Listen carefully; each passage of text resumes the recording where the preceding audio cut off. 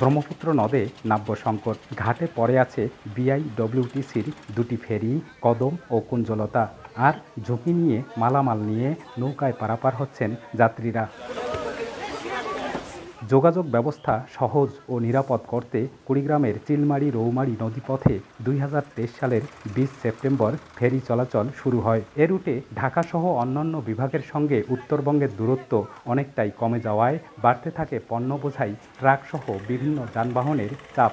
নাব্য সংকটের কারণে ২০২৪ সালের ২৩ সেপ্টেম্বর থেকে ফেরি চলাচল বন্ধ হয়ে যায়। খনন না করায় একদিকে বন্ধ ফেরি, অন্যদিকে আগের মতো ঝুঁকি নিয়ে নৌকায় দীর্ঘ নদীপথ পাড়ি দিচ্ছেন যাত্রীরা। আগে ফেরি চলাচল করতো, তখন গাড়ি ঘোড়া এবং মানুষের যাতায়াত ভাড়া কম ছিল এবং মানুষের সুবিধা হতো।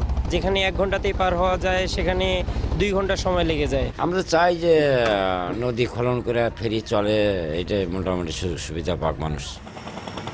এদিকে ড্রেজিংয়ের মাধ্যমে নদীপথ সচল হলেই ফেরি চালু করার কথা জানায় বিআইডব্লিউটিসি। ড্রেজিং কার্যক্রম কিছুদিন পর্যন্ত চলমান ছিল, তবে বর্তমানে ড্রেজিং কার্যক্রম বন্ধ রয়েছে। যদি আবার ড্রেজিং কার্যক্রমের মাধ্যমে নদীর খননের কাজ শুরু হয়, তার পরবর্তীতে পর্যাপ্ত পানি পাওয়া গেলে ফেরি সার্ভিস পুনরায় চালু হবে।